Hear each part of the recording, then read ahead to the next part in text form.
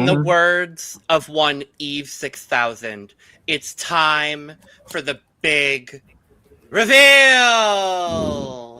Ooh. Ooh. Ooh. It's about time someone showed up to this podcast in drag. I think I'm actually the first one to do it. I've done it once.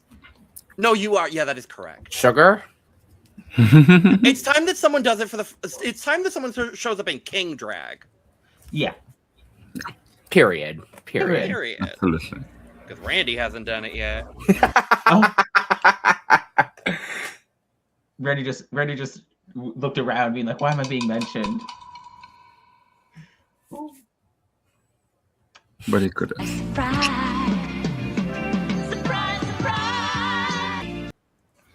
Because who doesn't need Scylla in their life? I don't know. Hi, everyone. Welcome to The Cup, the Currently Unnamed Podcast, where we put the real and the tea in reality. And you can always come to us first to quench your thirst. I'm Roman Wild to say something gay. Y'all, I look different.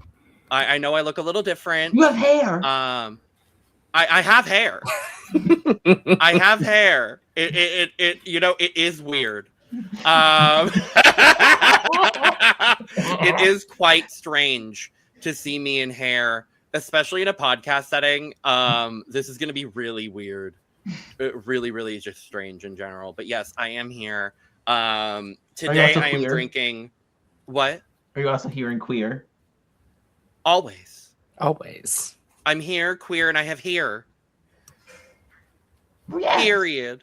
Today I am drinking the remnants of a ginger lime Coke Zero because right before this today we went to see the pro shot of Six the Musical in theaters. I went with all of my friends and then said, oh, we're filming the King of Drag cast assessment after this. I'm going to do something that's like vaguely Catherine of Aragon. So there's like gold and black. I did the best that I could pulling it together in like 2 hours. So, you know, no way.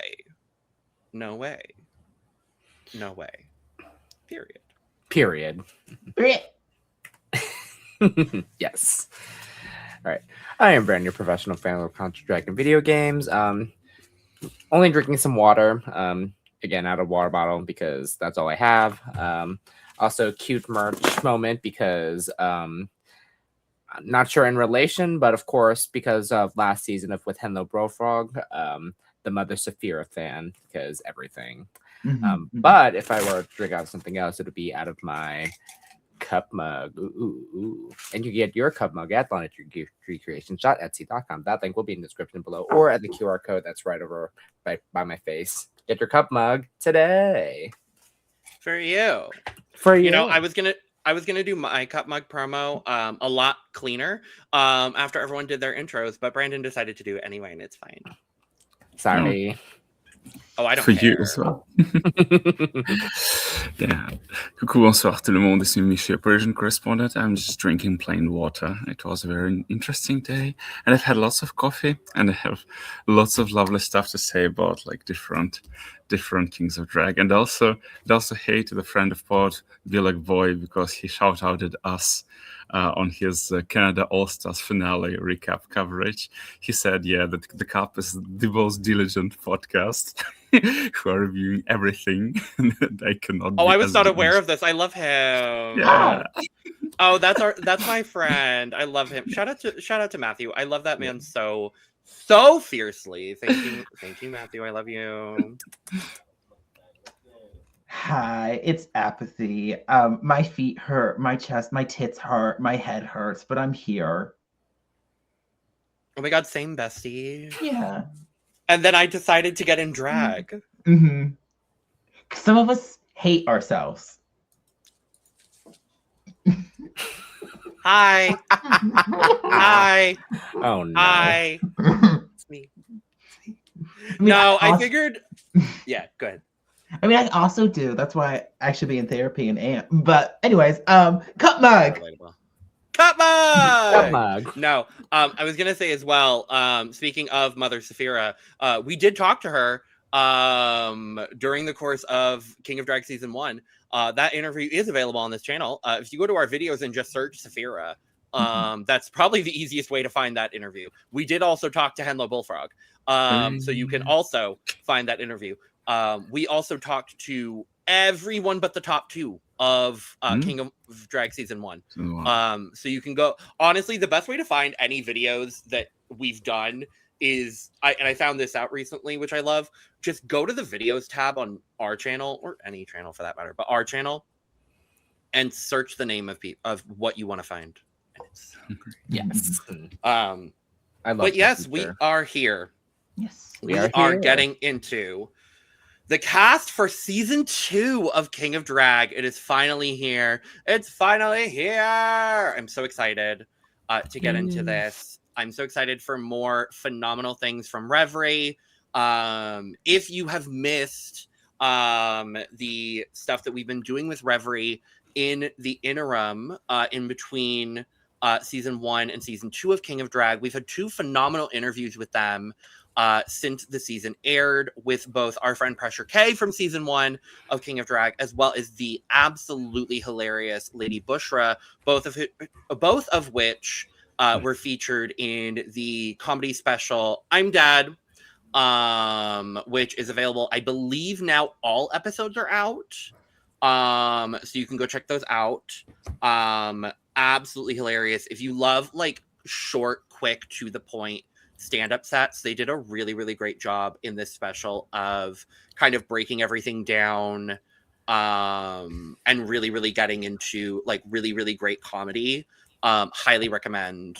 And that's not just because, you know, we have a great relationship with Reverie. It's honestly really great comedy. From queer people, even. So even better. Yeah. But yes, we're going to get into the cast of season 2 of King of Drag. We're going to get into a lot of new things. There's a lot of new things. There's a lot of cool stuff to talk about. We're going to get into all of it. Before we do, please make sure, if this is your first time here, hey, how you doing? Please make sure to subscribe, like the video, and leave us a comment letting us know all your thoughts on season 2 of King of Drag, your thoughts on these kings, everything in between, because we're super excited. We will be here in the preseason until September 20th. You know, waiting patiently, not so patiently, to get into the season. And we will be here weekly talking about all 8 episodes of King of Drag that we're going to be getting into for this season. We are also covering almost all things drag here on this channel. So if you are a fan of Drag Race or any other really drag programs, check out all the other content we've got here on this channel. We got a lot of content across our network, so make sure to check out the link in the description for all of that, as well as our audio podcasts, our Patreon, our social media at The Cut Pod on Twitter, Instagram, TikTok, and Blue Sky. And all of our links are below as well if you want to follow us on social media as well. But yes, I think without further ado, let's talk. Devour. I forgot. No, we're not jumping straight to Devour, but we'll get there. But we got a lot of interesting changes going into season 2 here. A host change, a judging panel change, a change in the number of kings. The only thing that really hasn't changed from an upfront perspective is the number of episodes, which does remain at 8. This season does reduce the number of kings on the cast to 8.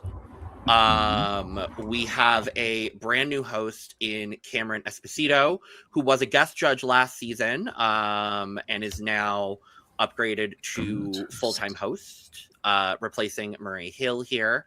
And our full-time judging panel for this season features Got Mick, Vico Suave, and the CEO and founder of Reverie, Damian Pellicione, who we also had on the channel a few months ago for an interview, and you can check that interview out as well on our channel. But yeah, this is our full cast photo as well, with Cameron front and center. Y'all, lots of changes going on here. What do we think? Thoughts, opinions, feelings? Get him out there. Yeah. With this host change, it's a little interesting, but I wouldn't say I'm like, yes, I'm upset that Murray Hill is no longer on here, but I'm very curious to see what Cameron will be able to bring. Obviously, yeah, I'm Cameron as a guest judge. Last season I actually enjoyed, so I'm very interested to see how this will go this time around. Another promo change I do want to bring up, obviously, this promo itself, because this promo is stunning. Last season was just I think a black backdrop. And Yes. this was a much because like it gives like king castle regal realness here, which I love so much.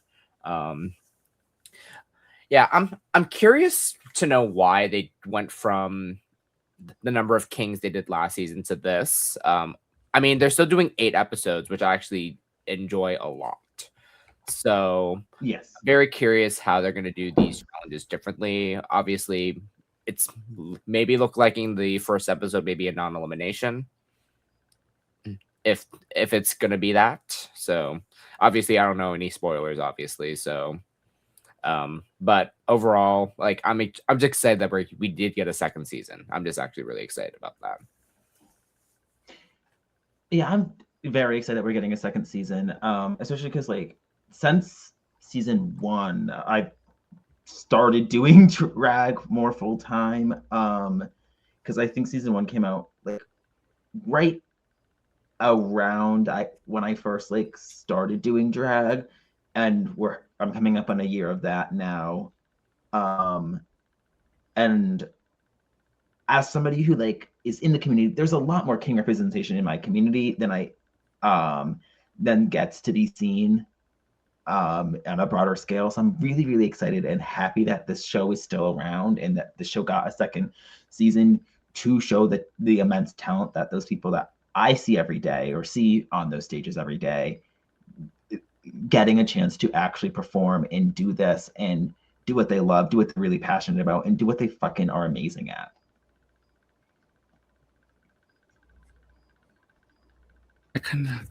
I'm kind of on the same page. I'm very intrigued by the changes. It's very hard to say how positive they're going to be. It's very rare when people like change a host just like after one season. Even if like, I don't know, Mary has had like his fair share of criticism for being slightly like dead jokes, but I mean, dead jokes is not like the most offensive criticism in the world. And I was like thinking that Murray would be a host for at least 2 seasons, maybe 3.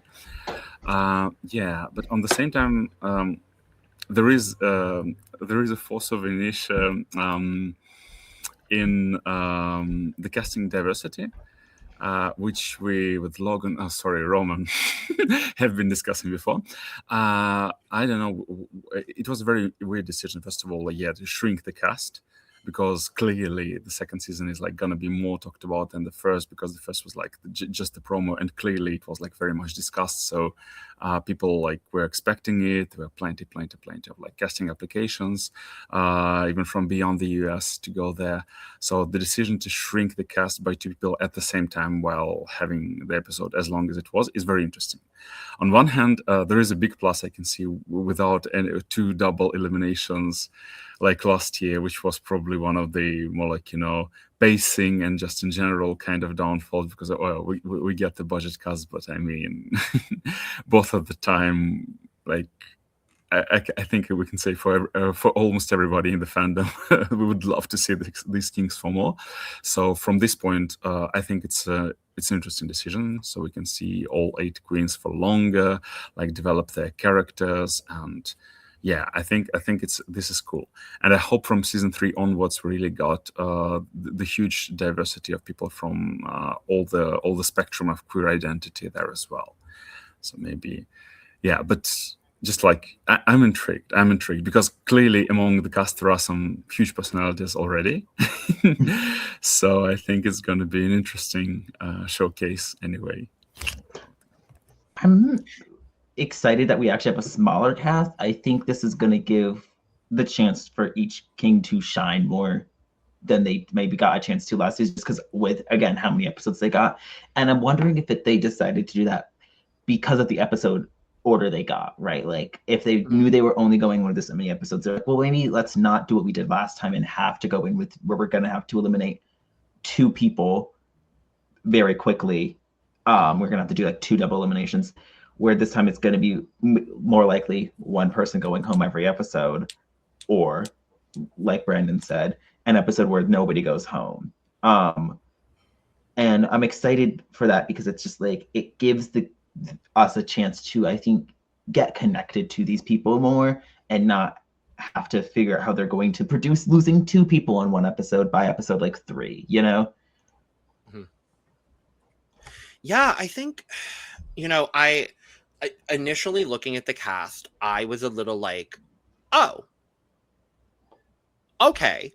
And I don't mean that in a negative way whatsoever. I think the cast on it is difficult when you have an 8-person cast to represent every element of the drag world.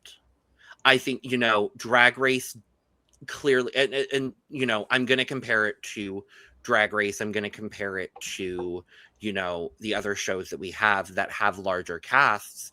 Those shows have an easier time of representing all, if not almost all, of the demographics of drag that, you know, exist because they have more people. Looking into this cast more, I'm actually quite impressed with the amount of diversity that this cast brings, not only in types of drag, but actually in gender expression. We have almost everything from male to female. There are, from what I understand, we have biological men to biological women, trans people on it, from every kind of spectrum in between. And that makes me happy. That does, you know, I think with there being so much diversity in the drag scene, period, I am glad that there seems to be a great amount of diversity from this cast. It's really cool to see. And as I agree with you, Apathee, as someone with a very vibrant drag king scene where I live, you know, it does look like almost every kind of king that I see in my scene is represented here, and it's really cool. I'm excited to get to know all of these kings more. I'm excited to understand their points of view more, because obviously we didn't get like a full Meet the Kings video, or at least we haven't yet. At the time that we're filming this, we haven't gotten, you know, we've gotten very little. Really all we have to go off of is a 2-minute trailer and Instagram, and like a short little blurb that they get Entertainment Weekly and did, like and like a blurb. So like, unfortunately, like that is one thing I will say on like moving forward. I would love, you know, immediately a lot more information about these kings, because you're putting a lot of that pressure on the kings to do it themselves afterwards, when I really think, you know, you can put out that information. Drag Race gives the girls anywhere from a 20-minute to an hour-long video every season highlighting the queens. Why can't we do that for these kings? Like, they do a bigger, like, I wish there was a bigger rollout, and this felt small. This felt really small. It really also didn't help that it was on the same day as another Drag Race announcement, and it really sucked. It really sucked. I felt so bad. I felt so fucking bad. And obviously they didn't know. They couldn't pull it all last minute, but like, it just really, really sucked the way that all happened. But, you know, I am excited for this season. I'm excited to get into all of this. And yeah, I think we should get into the kings. Hey, into the Let's kings. do it. We are going to go in alphabetical order, because that's, yeah. If y'all have seen one cast assessment from us, you've seen all the cast assessments from us. It's what we do. So we are going to start with Chase Lounge. What an absolutely phenomenally stupid drag name. I love every bit of it. Chase Lounge from Los Angeles, trans mask drag entertainer, self-described as the genderfuck dyke fag dream boy of LA. Let's Apathee. Hi. I am so excited. I think I'm just so excited in general. I think like you're gonna hear me say speed the video up every time I say I'm so excited. It's like Lana's delightful every time we have an interview. Yours delightful. is excited. Everyone's delightful. Everyone's delightful. Lana's drag name, delightful. Period. Yeah. There's gotta be, there have to be at minimum 40 drag queens in the world with the name Delightful. Like, girl. I know someone named Delight, so. Right. I'm like, Delightful. Venus like, Delight? Baby. Venus Delight, right. Mm-hmm. No, but I'm just so excited. I love this look. I love the orange and the pink, and the makeup is really, really stunned. And again, not much to go off of with like bios or whatnot. So I'm really just kind of going, sadly, having to judge a book by its cover without getting to hear really what they're saying about themselves. So like, I'm not going to place bets on people where they're going to place or talk more about their person, because there's not really a lot to go into with that, with how the King of Drag did their production or promo rollout.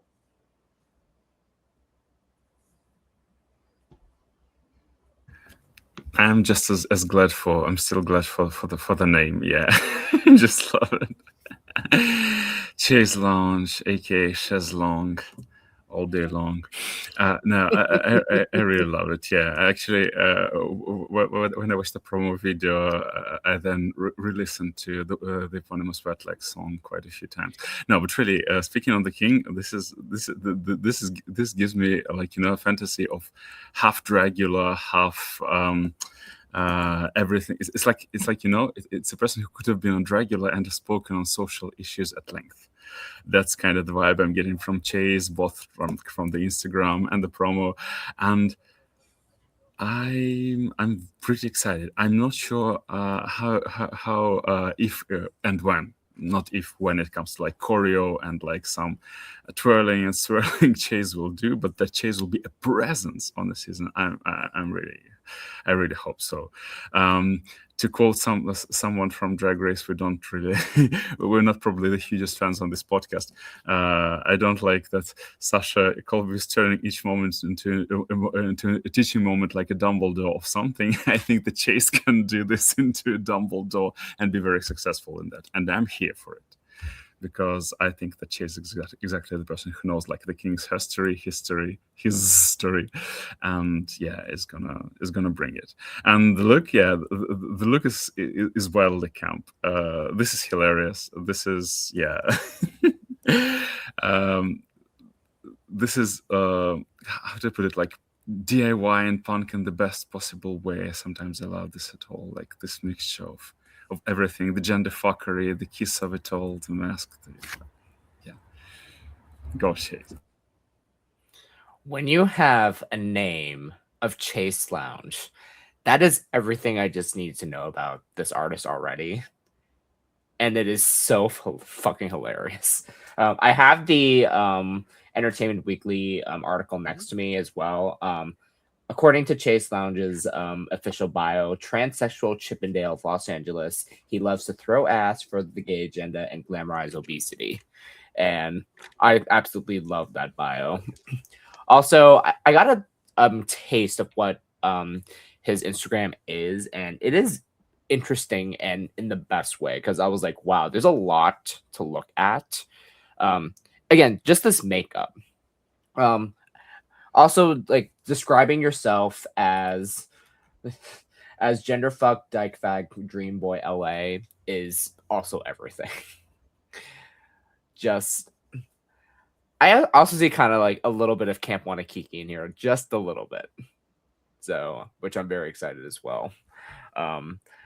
Yeah, again, just the name alone, I'm already excited.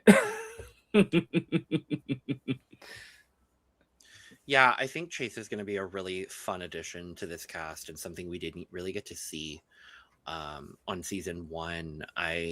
Just looking through his Instagram here, there's a lot of really fun stuff. They kind of do a little bit of everything, and that's what's going to make me really excited to see what he brings onto the show. It's a lot. That's kind of the thing that it's not a concern of mine necessarily, but it's something that I'm definitely noticing is that he's a lot. And so I'm curious whether, and this is not me, this is not an immediate criticism. It is something I'm also noticing with his promo look here. Everything that's going on here is well curated. I think this is a really great promo look. There are a lot of elements, and when you go maximalist, especially with a king look, one or two, I'm going to use wrong in quotes here, one or two wrong elements can skew an entire look. This look is really well curated with the chest hair, which seems to be a really cool signature of theirs that they do quite often, which I really do love.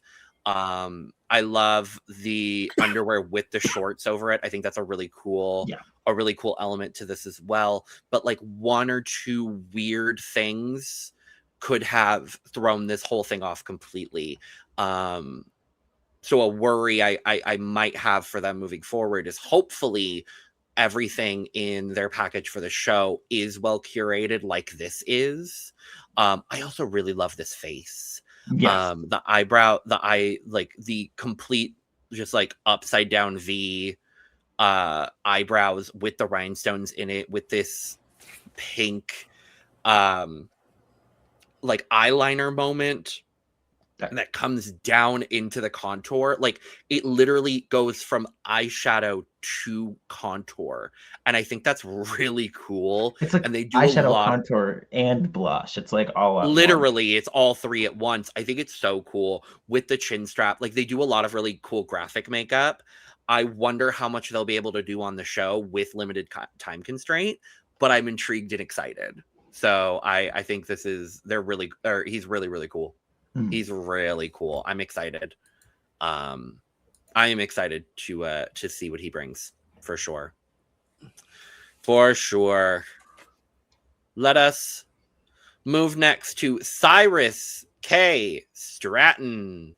Sounds like a pageant name, and if he isn't a pageant king, I'd be quite surprised. Maybe not. Cyrus K. Stratton from Philly. We got another Philly king. Brandon, why don't we start from you or start with you from now on, because you've got the Entertainment Weekly article. So yes, let's do that. Yeah. So Cyrus's official bio is King of Drag Season 1 applicant, trendsetter, artist, and cheerleader for all things Black. Period. Love it.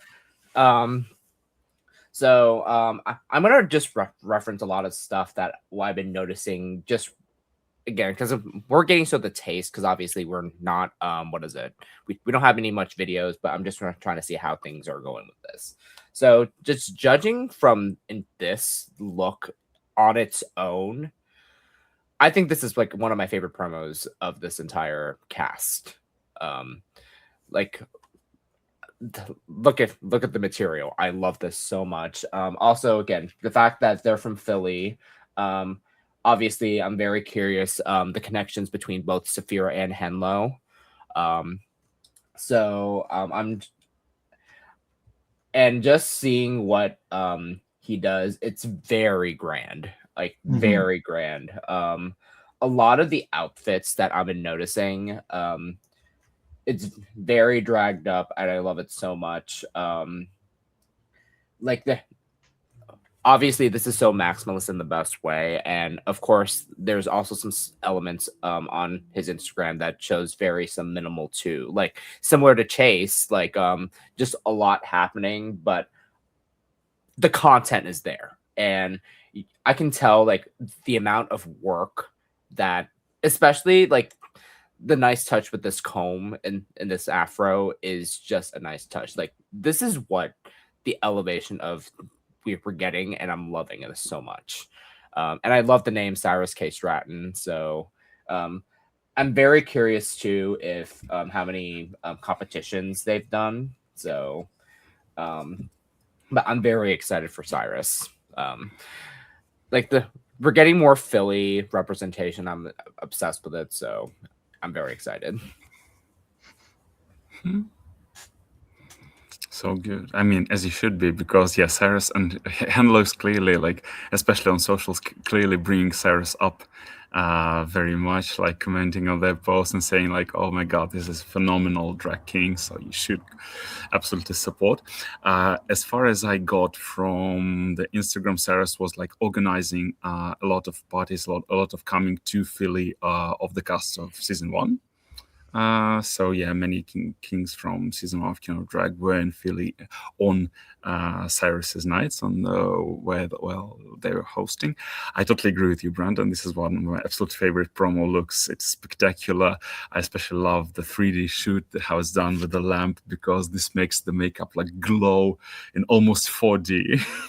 It's like so beautiful how it is like on the video. It's just it's phenomenal. It's like it gives very much like moon face, like this specific like moon makeup when you have this like monochrome and it's kind of lit in a very, very beautiful way with the silver lightning. Love everything about it. Love this fork/comb in the hair. And I think Cyrus is going to be like huge competition. Something is telling me that Cyrus is like might be going direct to the finale because they've got this energy, but we shall see. I'm very excited for Cyrus. I'm super excited for Cyrus. Looking through Cyrus's Instagram, amazing looks, very conceptual, very colorful. That is what I tend to be drawn towards. Also, like, love the big hair with the pick in it. Then this just is like a really good stylized look. They like know how to pick pieces from what looking at Instagram. Love the facial hair that the beard that Cyrus puts on. It's always looks immaculate. But yeah, I could see Cyrus going really, really far. These seems to be polished, seems to also be someone that's like a good organizer for stuff, which I think is an underrated element in drag competition shows. Knowing how to perform, knowing how to host, knowing how to do these sorts of things. And I think if you can do that successfully, it sets you up for success in the show.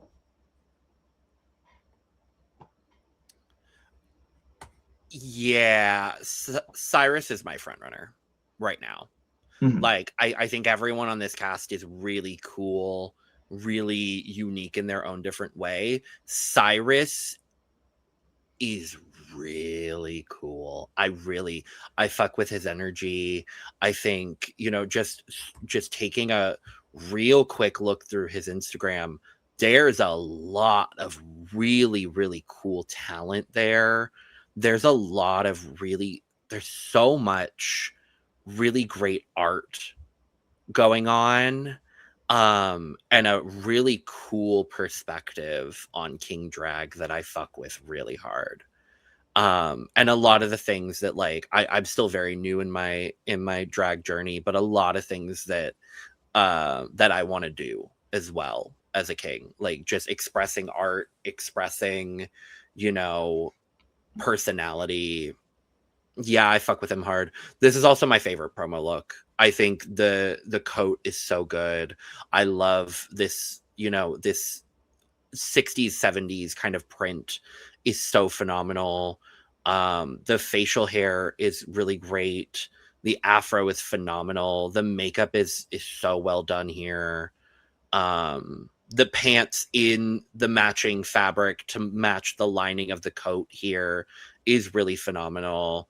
This is the king I'm looking out for the most. I think he's really got something really quite unique that I'm really, really excited about it. I'm really excited about it. Fuck yeah. Now we can talk about Devour, everyone. Now it's time. This is Devour. We don't have an official, unless it's in the article, hometown. I don't know hometown, but according to their Instagram, they're from New Mexico. Oh, cool. That's close to Arizona. Mm-hmm. I'll take that.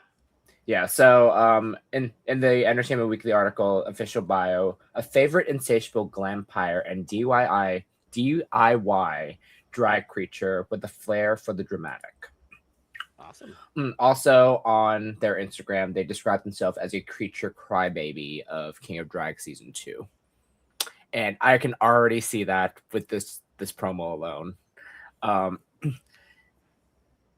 I love that we're getting the alternative side of this too, which I'm so excited for. And just seeing this promo alone, I was like, I could have thought they could have done Dracula. Mm-hmm. So obviously saying glampire, and regardless, I can already tell like some gender fuckery is happening, and I'm so excited for Devour. Also love the name. So again, a lot of the names in this cast alone already tells me what they are as an artist. Mm-hmm. I'm very excited. Also judging their Instagram is not judging. Looking at their Instagram, a lot of conceptual stuff, which I'm very excited to see how they'll bring to the show. A lot of references too. A lot of horror references. So I'm very shocked that they are on here and I'm curious how many times they've auditioned for Dracula and hasn't gotten the call yet. So I'm very intrigued to see all this. But again, I'm very excited to see all the gender fuckery. This promo look specifically, the gloves and the chest is one of my favorite things I've seen in a while. Especially the metal feature of it too. I'm like, damn, that must be heavy. So let's see if Devour will devour this competition. It also seems like sorry, Micha. It seems like unless they moved in the last like month or so, they're based out. From what I'm seeing, they're based out of Kansas. Which would have made sense, especially considering potential Dracula casting. But yeah, Brandon, you're absolutely right, because as actually it was one of the French kings I've been following who started reposting that at some point on Instagram. So I've like become acquainted with Devour earlier than the cast reveal. And yeah, it's like every post has something around like Dracula is calling because there's so many intricate words with chandeliers, with like all the horror aesthetic. It's so good. Yeah. Speaking of Kansas, I'm like now intrigued. Maybe Devour has worked with like Cynthia Dolan likes and maybe somebody from the Kansas Dracula scene like Jahari or not. But yeah, this look is fantastic. I also think that Devour can go quite a long way. And I'm super excited for that side of it all. I just looking at the rest of the cast, I'm not sure that maybe like the horror aesthetic is going to be something that will be super appreciated by the judges, but at least by one or two. I hope so. Gottmik, hey, like when Sasha Velour comes back as a guest judge, maybe, yeah, also as well. But yeah, this looks fantastic. I just can't imagine how heavy may be this breastplate. Yeah, how just like pouring all this metal on yourself. But yeah, maybe for a promo shoot, it's fine. But spending a few days in it, not really. But I'm very excited. Yeah, for Devour. I think they're going to be magical and very interesting, like at least look-wise and maybe performance-wise as well. Yeah, I'm excited for Devour. Also want to point out that they have won a show, or not, they've won a competition back in 2025. It was National Monster Extreme. So I know that they've won that. So they've done some sort of competition stuff and are able to prove themselves and do well in these sorts of competitions. And in Brendan, in some of those posts, they have also hashtagged Dragula. So it does seem likely that they are a big fan of that show. That's some inspiration from their drag. It looks like, from what I can tell. I'm always a fan for some alt drag. Especially because it's not something we get to really see all the time on Drag Race specifically. Like, we don't really get alt. Like, we don't get a lot of alt queens on Drag Race all the time. We get maybe one. But I am so excited to see what Devour does. I think they're going to bring something interesting and new to than other competitors on this season. I think even just based on the promo, they have a different type of vision and look to and eye to what they do. So I'm hoping that that's like appreciated and like well liked, and that we get to see them thrive. I'm hoping everybody thrives, right? But that's the issue in a competition show. But I'm hoping that it's appreciated and that you get to see their eye and their sort of inspirations. And I'm just excited to learn more about Devour as the season goes on.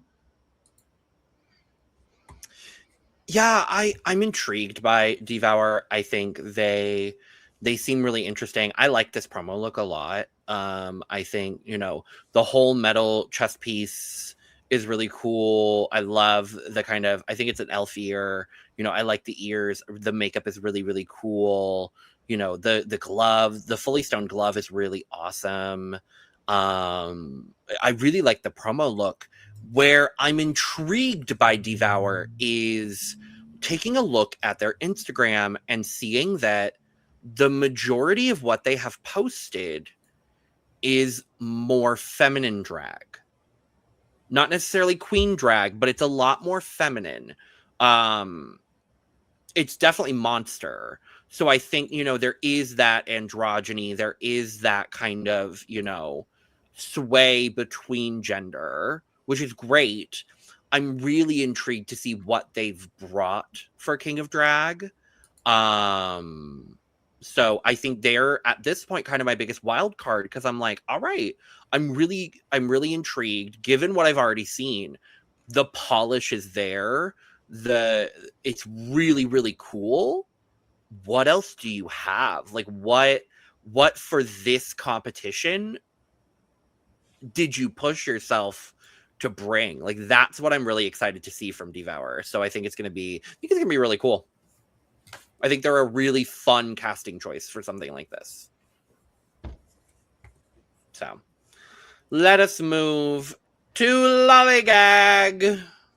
Are you lollygagging? Are you gagging? He is. This is Lollygag from New York City, because we gotta have one. Well, yes. Surprising, the only New York artist of this entire lineup. So there's only one last season, which is true. That is true. So,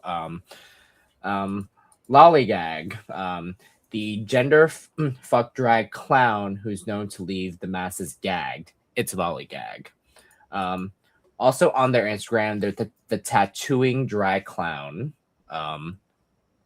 Also, the amount of followers they have, I'm like, oh yeah, I'm actually familiar with Lollygag's work. So I was like, I am as well. They have just under 75,000 followers. And on that, period. No, yeah, just looking at this, the rubber chicken. That's already the chaos that I need, and I'm very excited. Also, having the name Lollygag is honestly everything. again, these names, I'm very excited. Also, just looking at a lot of Lollygag's work. The King stuff is there, and I'm so excited. Also, I can tell they are so stupid in the best way. I'm just looking at the facial stuff that they do a lot. I'm just like, yes, like I feel as they live on the same drag planet as Desiree Dick. Desiree Dick or Beck or both of them. Maybe. I mean, because like I know Desiree Dick personally, obviously, because DC. So, but just judging from all of this stuff, I'm like, yeah, this is giving very Desiree Dick energy, and obviously having the name Lollygag, it just feels correct in that matter. So I'm just, I feel like I will like get a lot of laughs out of Lollygag, obviously. Because of course the whole clown and everything. Now, obviously, seeing this makeup, you can tell like again, just everything I need to know about Lollygag. So, and I also love the color palette that they do here, because yes, not just like your traditional clown, but it's just giving it kind of gives gesture a little bit. So yeah, I'm excited. Well, as a former barista and still a person who makes coffee for every single one of my roommates, I'm so excited that so much of Lollygag stuff on socials is dedicated to them making coffee. Sometimes weirdly, sometimes hot, sometimes ice in different positions. And also auto drag Lollygag reminds me a lot of a queer activist from Ukraine, I know, which is a very fun coincidence. But I mean, yeah, I am very excited for them. I think they are one of the persons who can easily transform the cult following into something else.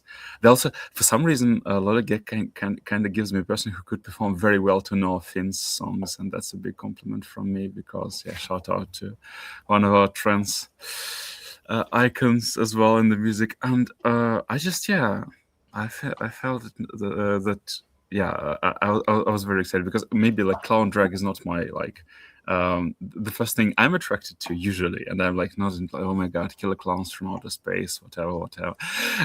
But in Lollygag case, I'm very intrigued, especially because the person has stated many times that their gender is clown, so that kind of also crosses into a bit of Chiron Thrax vibes if we get on this side of the pond. So this is pretty cool, like a self-taught clown barista on King of Drag. I'm there for it.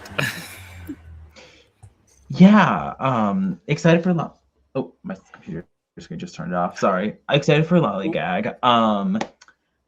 I love a clown. There's a lot of clowns in my community, so like I think I have a special affinity to them, just because it's like that was kind of my first look, was a clown look. That's how I started out a little bit. And I think what gets underappreciated a lot of the times in clown is that it's a lot of work to get that mug right, to get that white base right, to get everything right without it smudging when you have to put more stuff on top of it. So I love this makeup. I love the purple mustache that match the eyebrows, and the lashes on the bottom lashes on the side of the face are really, really great. I love the eye matching the chicken is a really great element. Loving the kind of split in the hat itself and then the mismatched gloves, all of these pieces that are like slightly mismatched but all come together to make a really cohesive and well thought and put together look. I am super excited to see what Lollygag will bring. I'm assuming they will have some really good stage presence, so I'm excited to see Lollygag in a performance challenge, in like the boy band challenge. I'm excited to see how Lollygag would do with that. I hope they bring up the chicken at some point. Yeah, I think Lollygag seems very, very fun. I love a clown. I think, I love clowns and drag. I think it's so much fun.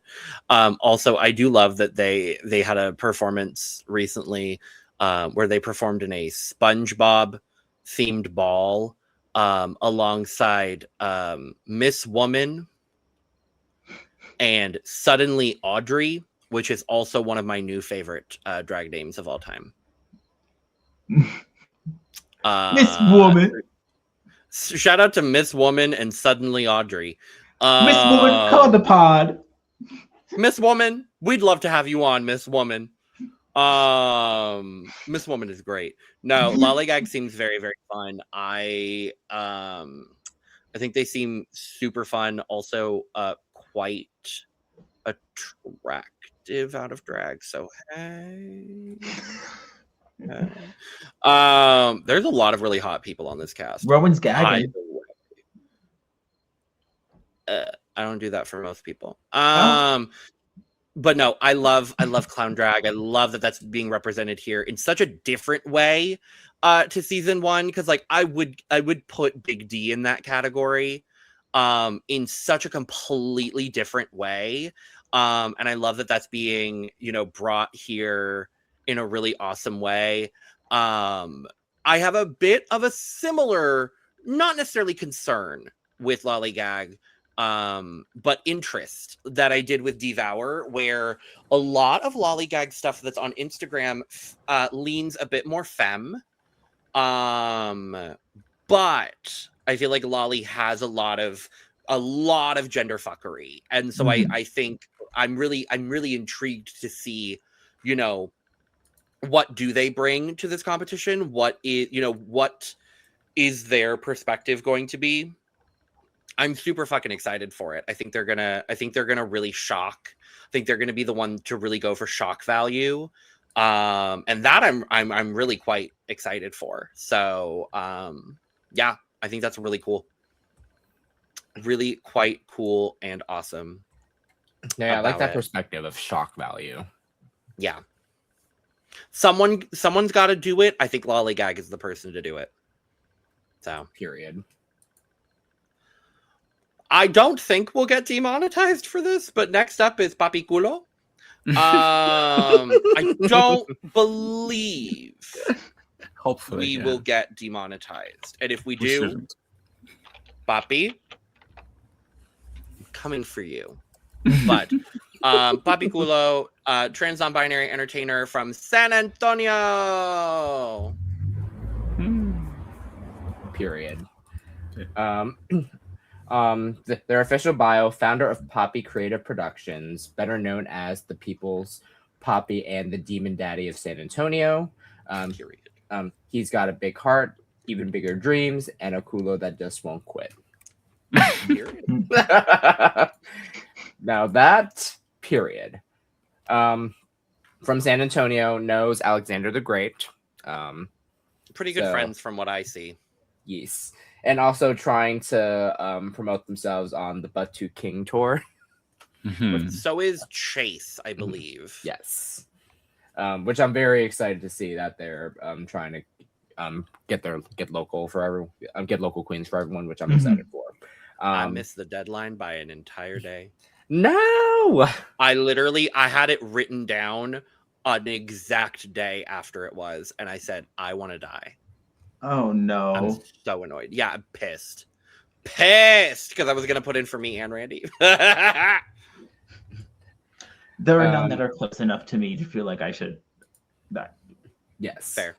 Also, I do want to bring up obviously Latin drag queen king, obviously love that. Also, I do want to bring up this part of their bio, Nichiren Buddhist. I was like, oh, okay, which I'm obsessed to begin with. No, yeah, like just looking at their Instagram, I'm already obsessed. Like again, very similar to Alexander the Great because I know they know each other. So also just the amount of stuff that they do as well, like all the different content and looks they're bringing. I'm just like, yes. Just a lot of stuff going on here too. Like not necessarily my favorite promo look of this, but I do like what they're bringing here. Because obviously with the beard and the contrast with this ponytail, I just love. So, and then as well, I'm trying to notice this jacket specifically. I thought there was like some feature in here, but I think it's just like a very feathered jacket, which I love. So, but overall, I'm just excited to see what Papi does. Again, love the name, obviously.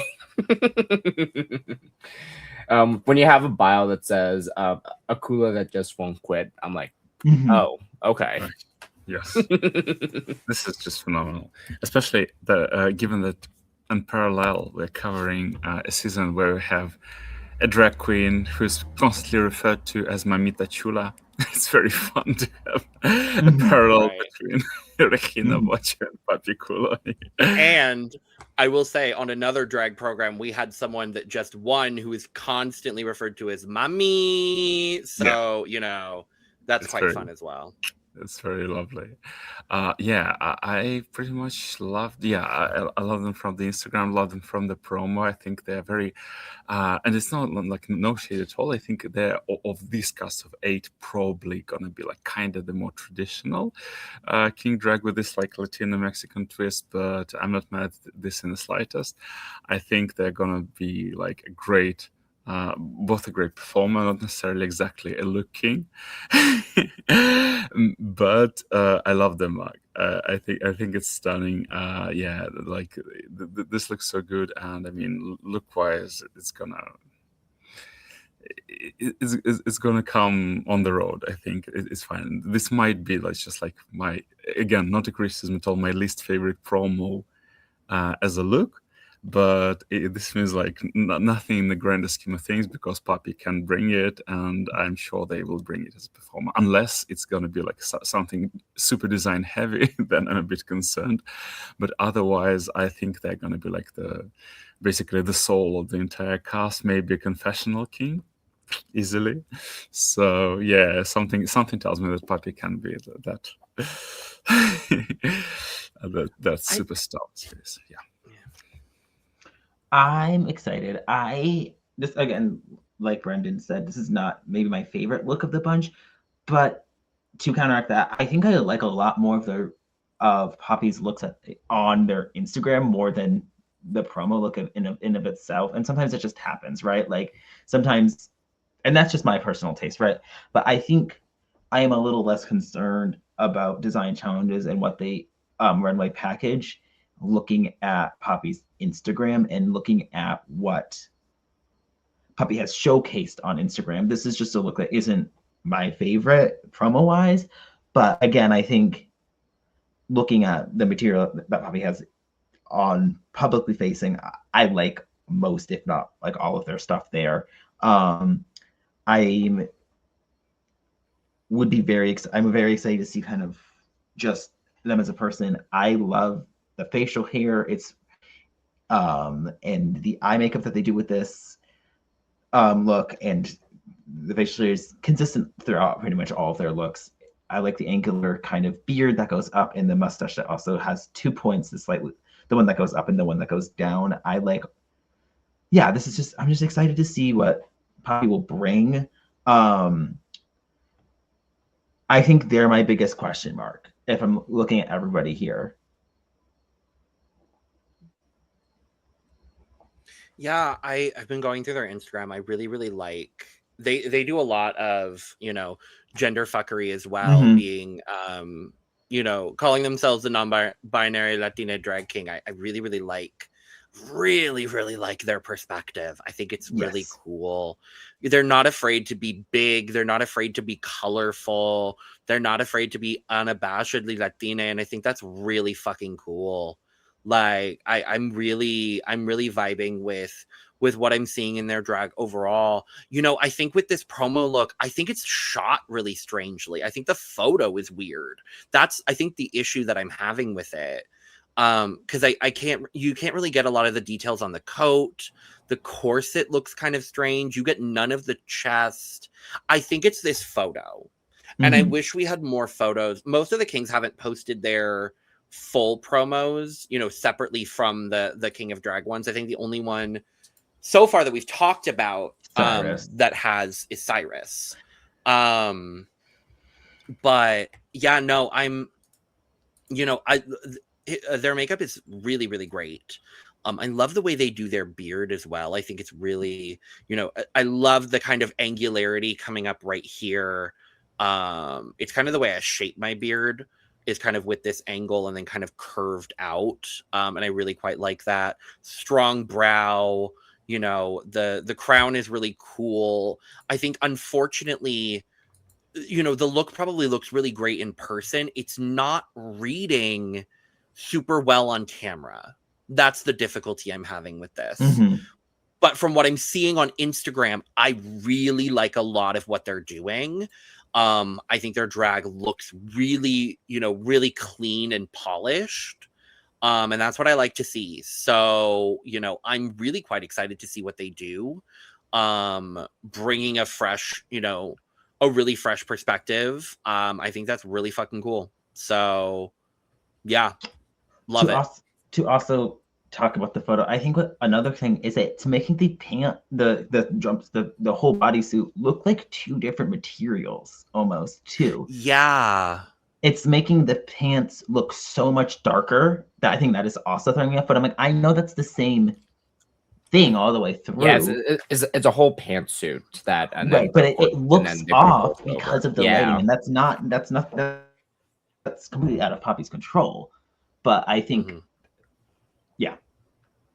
Also, I love the crown. I don't think I really mentioned that, but I love the crown. I love this crown. It pulls the colors from, one, it's the trans colors, and two, that it pulls the colors also from the jumpsuit. Very that. Well, next up, simply put, trade. Where? Right here. Trade. We found the trade, everyone. The trade of the season is here. And literally from Des Moines, Iowa. Yeah, Des Moines. Baby. Just already looking at Trade's Instagram. Oh, baby, that's a hot man. Yeah. Though known for his athletic build and erotic performances, Trade is a racy embodiment of sex, silliness, and charisma with a femme touch of masculinity. Y'all. That body. Also, look at how Trade is looking at the camera in this. Oh, yeah. I am just, like, hypnotized by this. Also, I love how they spelled Trade, like the way that the across the A is with the R. Right. I'm like, yes. The graphic design. Someone at Reverie said graphic design is my passion. Yeah, I can just stare at Trade's Instagram. I'm just gonna be just like, huh? Like, send me in a horny jail. Well, I mean, Trade did honk, exactly. Trade didn't name themselves for nothing, ever being such a thirst trap.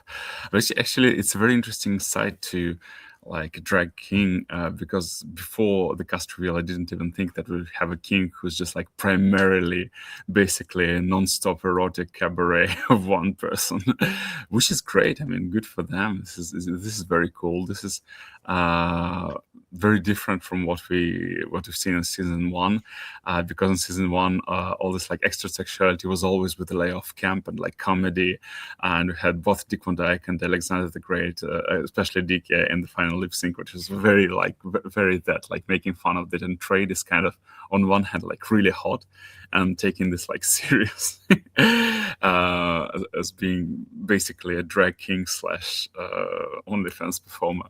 But I'm very excited to see in what other aspects trade is gonna be trading. This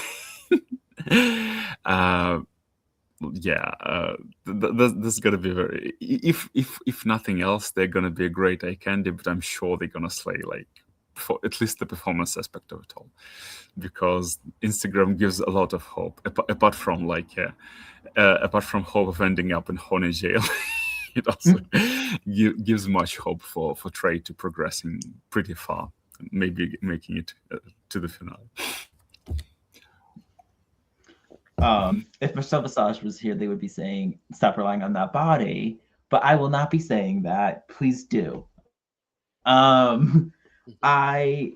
am excited. I think, again, this is a different type of style that we've seen, I think, than last season.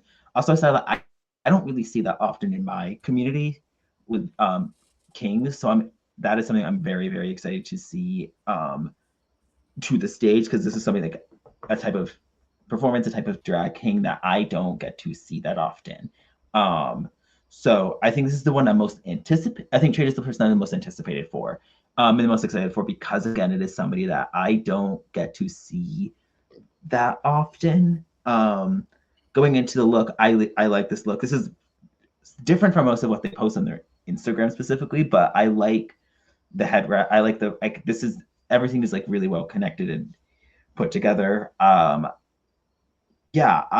also like the eyebrows that Trade has throughout their whole Instagram. The eyes are always really piercing, and you are drawn to the eyes and the eyebrows. I like the goatee that Trade has going on as well. I'm excited to see what Trade will bring. I think somebody to watch out for in any sort of performance challenge. Something that will have a really good stage presence. I mean, so yeah, beyond the fact that he's really fucking hot, we're gonna move beyond that for a second. The drag is also great. Mm-hmm. Like, I was thinking for a second, I was like, who in drag would I like compare, like, or would I put Trade on the same like drag planet as? And from what I'm seeing and like the performance videos I'm seeing, the person that's coming to mind for me is Kahana Montrese. I have another one. Like, who? Molasses. Definitely.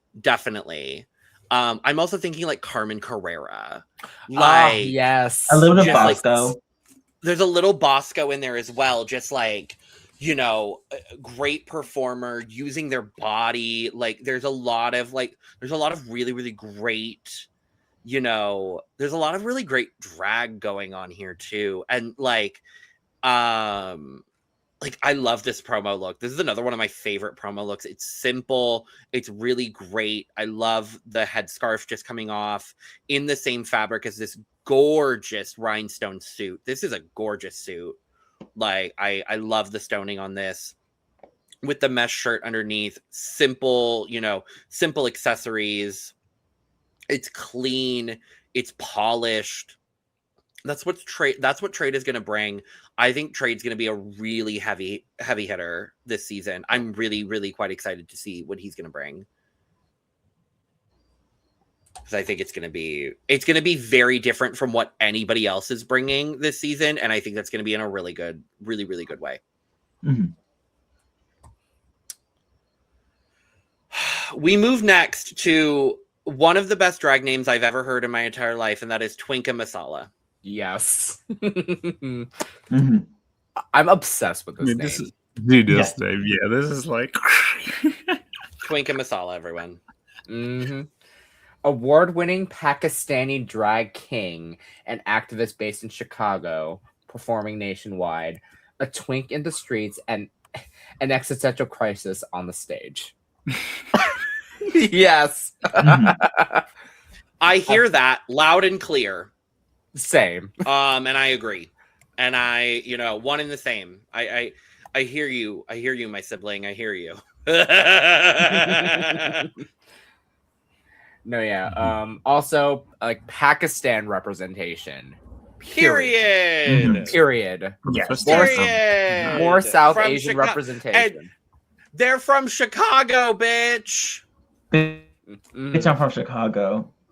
Yeah. Bitch, they're from Chicago. Mm. And exclusively they them pronouns as well, by the Yeah, way. yeah. Yes, correct. I've been forgetting to mention pronouns. Mhm. Yeah, so yeah, on their Instagram, they do just put they, which I love. Again, the fact that even the bio on the Instagram, a twink in the streets, an existential crisis on the stage, like relatable. Very relatable. Also, again, South Asian representation. I love it. Mhm. Absolutely makes- love it. 7 across the shows. Mm-hmm. 6 on Drag Race now, and 1 on King of Drag. Mm-hmm. Apparently, yes. Yeah. No, yeah, I'm obsessed. Also, like a lot of Twinka Masala's like content. Also a lot of activism, which I'm obsessed with. I feel like this is someone else to watch out for. Yes. Because a lot of the content that Twinka has, like, I can tell the intention that they have in their drag, like, not only King, but a lot of like the cultural stuff that they bring in this. So, like, I am very excited now, like, because like from the taste that I just got of what they are, and then now just looking at their Instagram, I'm like, baby, there is a lot, like, again, a lot to look at, but I am so ready to see like how much they will have in this competition. Like, they already know who they are as an artist, which I absolutely love. So bringing that in the competition aspect of this, I'm excited. Mm-hmm. Absolutely, it's going to be very interesting because traditionally politically active kings, not maybe, who knows how far it will go, because so far we don't have like a big tradition on King of Drag. We know it doesn't always translate, unfortunately, to like Drag Race and other competitive shows, but I'm very glad that we have another like representation of like huge political activism. In this case, Twinka Masala makes me think of Jackie Cox from Drag Race, like also like in this case Iranian, Pakistani. So another Indo-Aryan performer who's very politically active. Yeah, I love the Instagram. I love how Twink is like unapologetically, sometimes messy in the best way possible, and this is kind of also the impression I have from this promo look.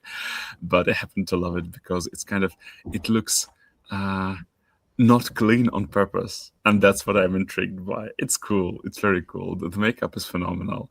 Yeah, it's cultural. Hosting a drag brunch called Masala D word is already a very interesting POV that no one else has. So I just really want Twinka to mesh up with the queens, to stick around definitely, and yeah, to just like live on, be active, and yeah, not gonna be like another drag king on the first season of King of Drag, who was also very politically active and went home first. So hopefully this is gonna be, the trend is gonna be reversed. I'm super excited for Twinka. Looking at Twinka's Instagram, really, really good looks, a really good sense of style, and great makeup that I just think,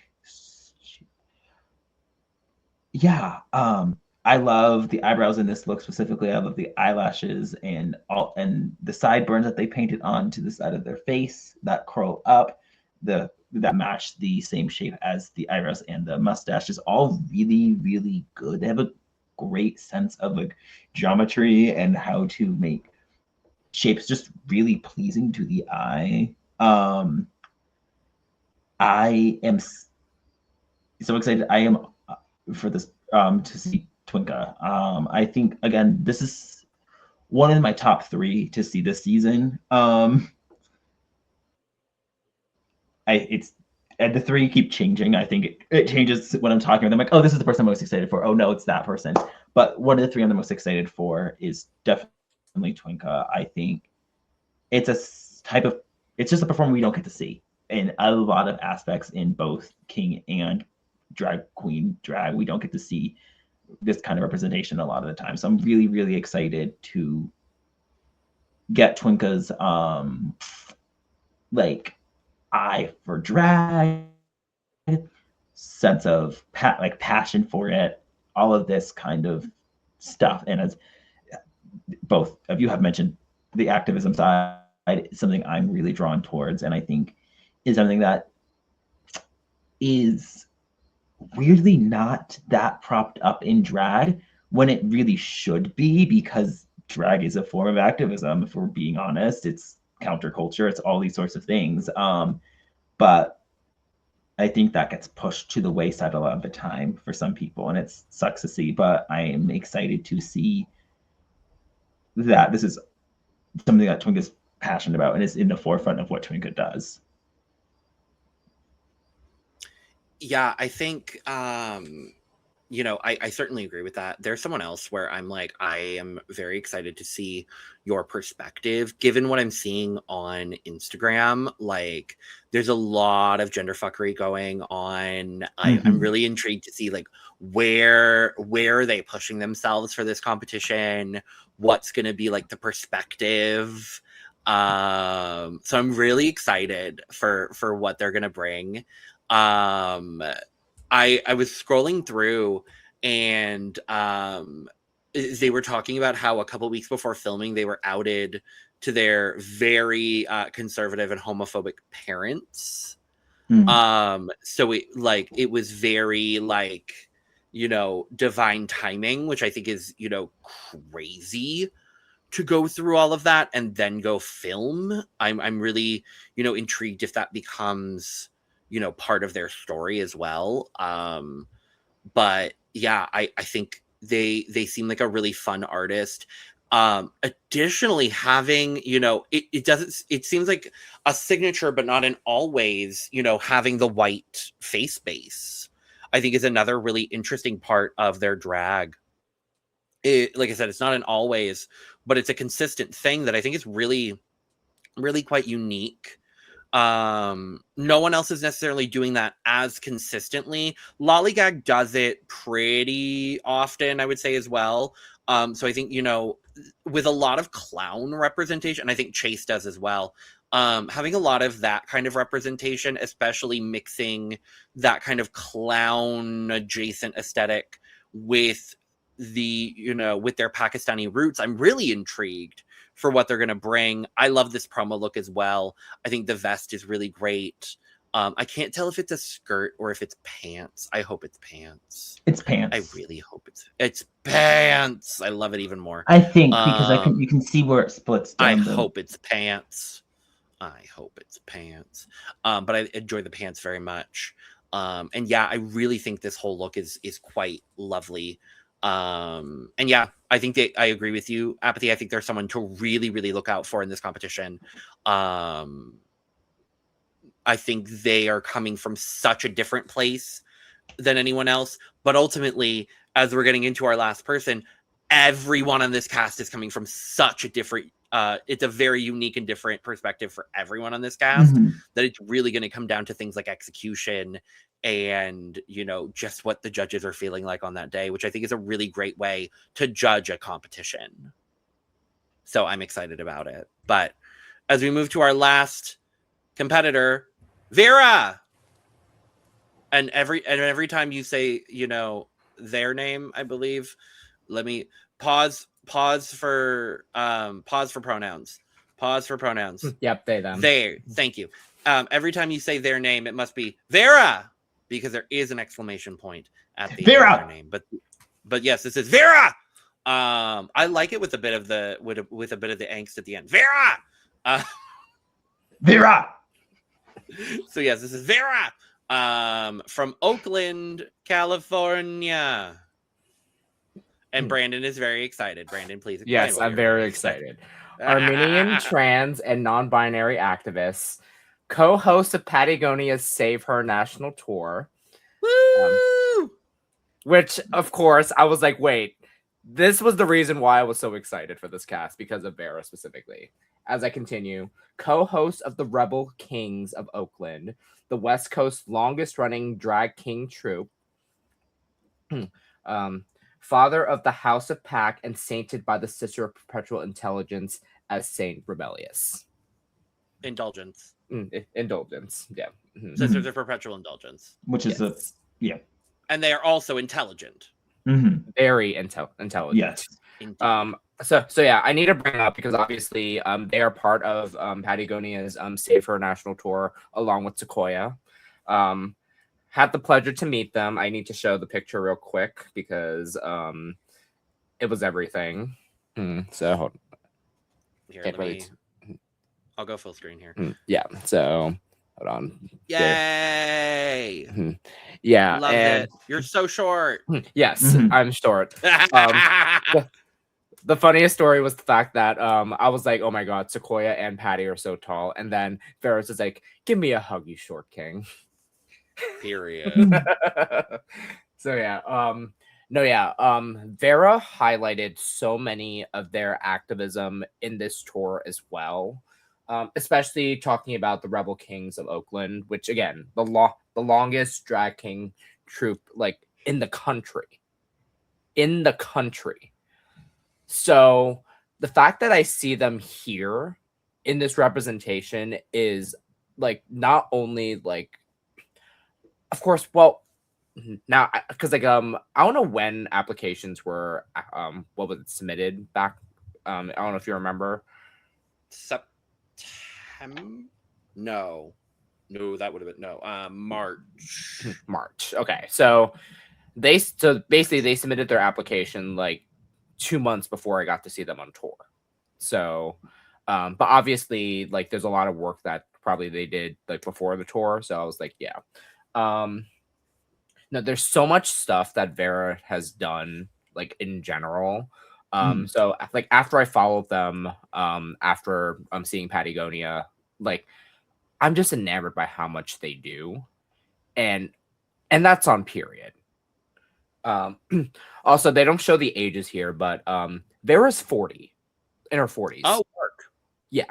So a lot of work that they've done like throughout the years, and obviously like just knowing like what they can do like for the future for us, I'm just like, yes, abso-fucking-lutely.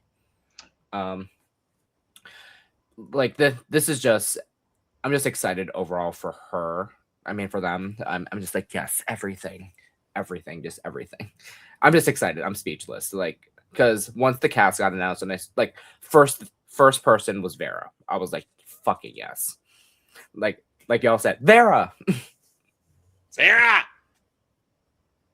Yeah, I'm also super excited because it's like such a unique crossroad of what they're doing, and with Patagonia, and especially like given all the like recent all the drama and scandals and stupid lawsuits, and just like just even to leave that aside, I think Vera themselves is just such a creative individual who, first of all, I think brings full support to Patagonia all through this stuff, all through this like difficult period, but also highlighting like Armenian culture plus queer drag, and like fighting off haters on that front as well, which is also very cool. So yeah, I mean, just one of the most queens I'm excited to. I think Vera is there to clearly till the end. I think she's going to be like one of also my finale picks for all that they're doing. And yeah, I just think there's such a well-rounded personality. Maybe they're going to be like kind of too big for competition, but who knows? Anything can happen. One thing I want to point out is that Vera is the drag father of two people from season 1, Pressure K and King Percocet. Oh, work. So I'm wondering to see if that's going to be brought up, if we're going to see some of like that similar style, that similar kind of any sort of stuff. And like, I think a very good kind of more staple in the King community, which is, I think, always good to have. Is something it's like doing the thing, doing a lot of work, uplifting the community, and I think Vera does a lot of that work of being a community staple, and I think that is something I'm looking forward to kind of see brought to this season. Also excited to see their perspective with being a drag father, being that, you know, having two of their kids on the previous season. I think that can also give them a leg up in the competition, knowing kind of maybe what to expect, knowing what to look out for, I think is also will bode very well for Vera. Yeah, I agree with that. I'm excited for Vera. I think they seem super, super cool. Having that, you know, real life touring experience with Patty and Sequoia, I think is just really going to elevate them, you know, throughout this new season of, you know, getting into stuff for this season of King of Drag. They also lean really, you know, gender fuck in their drag, which I really, really love. I'm interested to see, you know, how they've pushed themselves, because I love a lot of their tour looks for the tour with Patty. So I'm really intrigued to see what they do for the competition. I really love this promo look as well. I love the trans flag, almost like Juicy Couture inspired like sweatsuit here. I think it's really cool.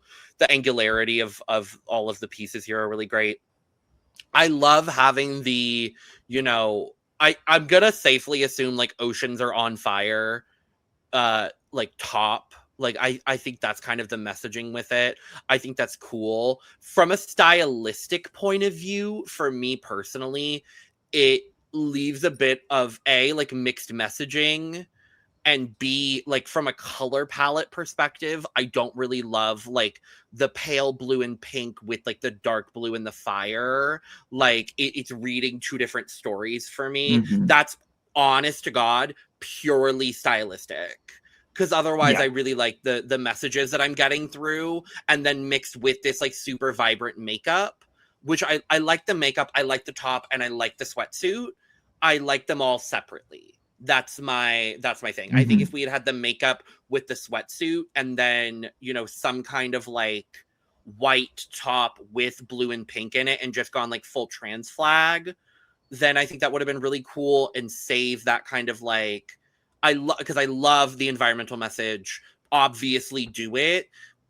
If it was done maybe in a different way in this look, or saved for like, you know, premiere party look or something along those lines, I think just like cramming the two together loses the impact of both messages in this one look, unfortunately.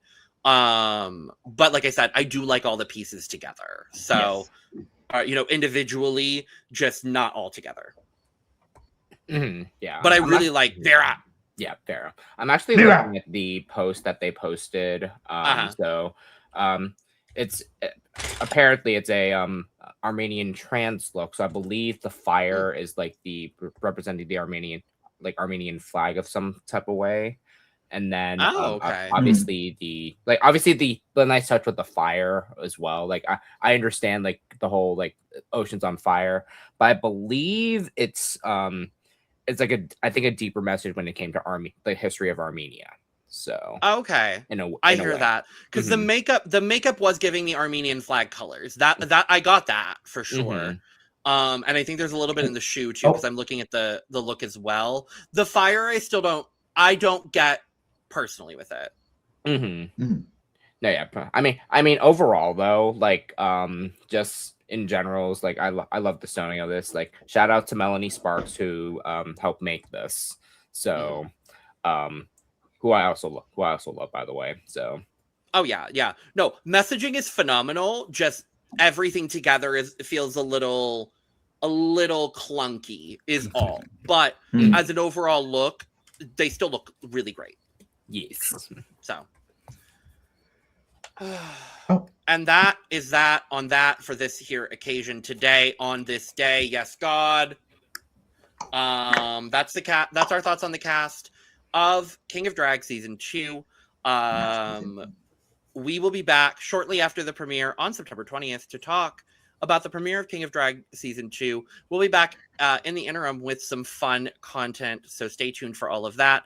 And we've got plenty of drag content going up every single week, so stay tuned for all of that. Make sure to subscribe, hit that notification bell, and leave us a comment letting us know all of your thoughts on this video, on the Kings, on all the changes. We want to know everything you're thinking about this season, so please let us know.